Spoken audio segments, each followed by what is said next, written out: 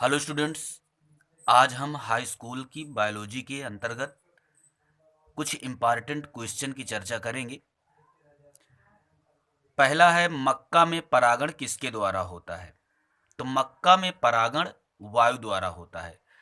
अब मक्का आ जाए चाहे गेहूं आ जाए, हम्म, इसके बाद राइस अर्थात चावल आ जाए, तो इसमें मक्का में, चावल में और गेहूं पर जो परागण होता है वो वायु के द्वारा होता है। वायु द्वारा परागण जो होता है वो पर परागण माना जाता है। भ्रूण पोष में गुणसूत्रों की संख्या कितनी होती है ये पूछ लेता है। तो भ्रूण पोष में गुणसूत्रों की संख्या 3n होती है, या तो 3x लिखी हो सकती है, 3x। यही एक क्वेश्चन और रहता है कि जाइगोट में या युग्मनज में गुणसूत्रों की संख्या कितनी होती है? तो वो 2x रहा करती है या 2n रहती है। पुष्प का बीज उत्पन्न करने वाला अंग कौन सा है? मतलब पुष्प का ऐसा कौन सा भाग है जो बीज को उत्पन्न करता है? तो पुष्प में जो बीजांड रहा करता है वो बीज को उत्पन्न करता है। बीजांड जो होता है वो बीज को उत्पन्न करता है, लेकिन जो अंडाशय होता है वो फल को उत्पन्न करता है। वृषण के कार्य बताइए। तो वृषण शुक्राणुओं को बनाता है और एक हार्मोन्स बनाता है, टेस्टोस्टेरॉन। यह हार्मोन जो होता है वह पुरुष विकास हार्मोन कहलाता है। मतलब पुरुषों के जो भी लक्षण होते हैं वो टेस्टोस्टेरॉन के कारण होते हैं। प्रोस्टेट ग्रंथि, प्रोस्टेट ग्रंथि का कार्य क्या होता है? तो प्रोस्टेट ग्रंथि जो होती है वो वीर्य का मुख्य भाग बनाता है। जो प्रोस्टेट ग्रंथि है इसका जो स्राव होता है वो वीर्य का मुख्य भाग बनाया करता है। शुक्राशय क्या है? इसका कार्य क्या है? तो शुक्राशय जो होता है वो शुक्राणुओं को संरक्षण प्रदान करता है और पोषण प्रदान करता है। निषेचन ना हो तो क्या होता है? अगर निषेचन नहीं होगा तो गर्भाशय की जो भीतरी परत होती है वो टूट जाया करती है और टूट टूट करके रक्त के माध्यम से योनि मार्ग से बाहर निकलती रहती है। भ्रूण को पोषण प्राप्त होता है। मतलब भ्रूण को, जो माँ के गर्भ में जो भ्रूण रहता है उसको भोजन कहाँ से प्राप्त होता है, पोषण उसको कहाँ से मिलता है? तो प्लेसेंटा से या अपरा से पोषण उसको मिला करता है। कापर टी, कापर टी ये क्या है? इसमें पूछा गया कि कापर टी क्या यौन संचारित रोगों से सुरक्षा करती है? तो कापर टी यौन संचारित रोगों से सुरक्षा नहीं करती है, यह केवल गर्भ निरोधन का एक उपाय होता है। यौन संचारित रोगों से सुरक्षा नहीं करती है। कायिक जनन किसे कहते हैं?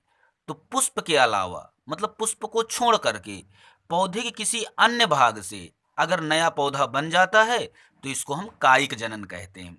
कायिक जनन कितने प्रकार का होता है? तो कायिक जनन दो प्रकार का होता है, प्राकृतिक कायिक जनन और कृत्रिम कायिक जनन।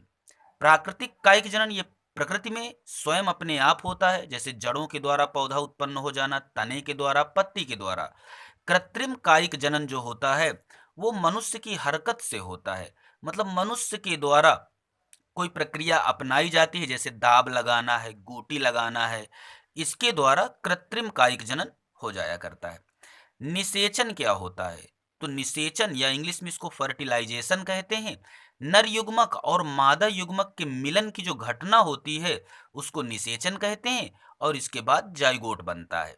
द्विनिषेचन क्या होता है? तो सत्य निषेचन, मतलब जो ऊपर वाला निषेचन है इसको हम सत्य निषेचन कहते हैं। और निषेचन जैसे एक घटना और होती है जिसको त्रिक संलयन कहते हैं। तो सत्य निषेचन और त्रिक संलयन, इन दोनों को मिलाकर के द्विनिषेचन कहते हैं। इसकी खोज वैज्ञानिक नवासिन ने किया था। यौवनारंभ क्या होता है? तो जनन के योग्य हो जाना, मतलब जब कोई प्राणी जनन के योग्य हो जाता है तो उसे हम यौवनारंभ कहते हैं। जनसंख्या वृद्धि के कारण क्या होते हैं? तो निरक्षरता है, मतलब अनपढ़, कम पढ़े लिखे। निरक्षरता, रीति रिवाज, कुछ सामाजिक रीति रिवाज हैं, बाल विवाह, ये सब जनसंख्या वृद्धि के कारण हैं।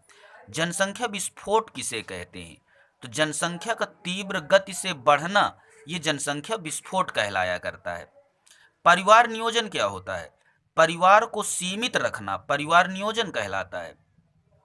परिवार नियोजन की विधियां कौन सी हैं? तो परिवार नियोजन की दो विधियां होती हैं, अस्थायी विधियां और स्थायी विधियां। अस्थायी विधियां कौन सी होती हैं? निरोध का प्रयोग, अर्थात इसको कंडोम भी कहते हैं, कंडोम का प्रयोग, गर्भ निरोधक गोलियों का प्रयोग, गर्भ समापन करवा देना, लूप का प्रयोग, आत्मसंयम, ये अस्थायी विधियां हैं। स्थायी विधियां ये इंपॉर्टेंट हैं। स्थायी विधियां कौन सी होती हैं? ट्यूबेक्टामी और वैसेक्टामी। ट्यूबेक्टामी क्या है? ये महिलाओं का ऑपरेशन हुआ करता है ट्यूबेक्टामी।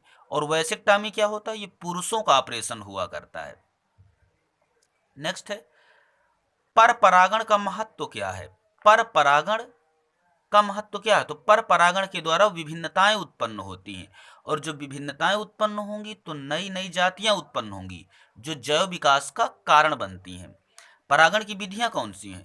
परागण की तीन विधियां हैं, वायु परागण, जल परागण और जंतु परागण। जंतु परागण के अंतर्गत जो कीट परागण होता है वो सबसे इंपॉर्टेंट होता है और सबसे ज्यादा पाया जाता है कीट परागण। नेक्स्ट है, वैलिसनारिया में परागण किसके द्वारा होता है? तो वैलिसनारिया में परागण जल के द्वारा होता है। ठीक। और अभी पीछे हमने देखा मक्का में परागण किसके द्वारा होता है? तो वायु के द्वारा होता है। इसके पीछे था कि साल्विया में परागण किसके द्वारा होता है? तो कीट के द्वारा होता है। मेंडल ने किस पौधे पर अपना प्रयोग किया था? तो मेंडल ने मटर के पौधे पर अपना प्रयोग किया था।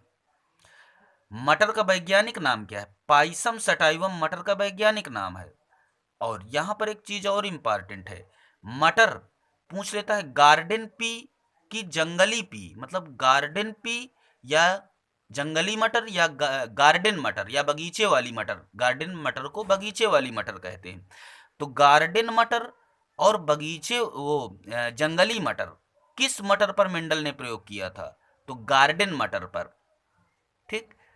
मटर का वैज्ञानिक नाम क्या है? Pisum sativum. ये बहुत इंपॉर्टेंट है। विपरीत लक्षणों वाले जोड़े को क्या कहते हैं? विपरीत लक्षणों वाले जो जोड़े के जीन होते हैं उन्हें क्या कहते हैं? तो उन्हें हम युग्म विकल्पी कहते हैं या एलील कहते हैं या इसी को एलीलोमार्फ कहते हैं। आनुवंशिकी के जनक कौन है? तो आनुवंशिकी के जनक मेंडल हैं। इनका पूरा नाम ग्रेगर जॉन मेंडल है। मेंडल के नियम कौन कौन से हैं? मेंडल के तीन नियम हैं, प्रभाविता का नियम, पृथक्करण का नियम, स्वतंत्र अपव्यूहन का नियम। एक संकर क्रॉस का F2 पीढ़ी में फिनोटिपिक अनुपात क्या होता है? तो एक संकर क्रॉस का F2 पीढ़ी में फिनोटिपिक अनुपात 3:1 होता है।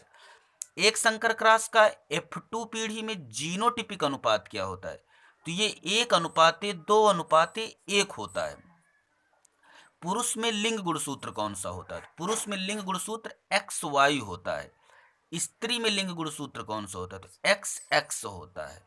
डीएनए का पूरा नाम क्या है? डीएनए का पूरा नाम डिऑक्सी राइबोज न्यूक्लिक अम्ल या कहीं कहीं पर डिऑक्सी राइबो न्यूक्लिक अम्ल लिखा रहता है। तो ये डीएनए का पूरा नाम है। वहीं आरएनए का पूरा नाम क्या होता है? तो आरएनए का पूरा नाम राइबोज न्यूक्लिक एसिड होता है। डीएनए कहाँ पाया जाता है? केंद्रक द्रव्य में पाया जाता है। मुख्य रूप से डीएनए कहाँ पाया जाता है? केंद्रक द्रव्य में। अगर केंद्रक द्रव्य ना दिया हो तो केंद्रक में ऑप्शन अगर हो, केंद्रक मतलब केंद्रक नाम का अगर ऑप्शन हो तो वहां पर भी टिक लगाया जा सकता है।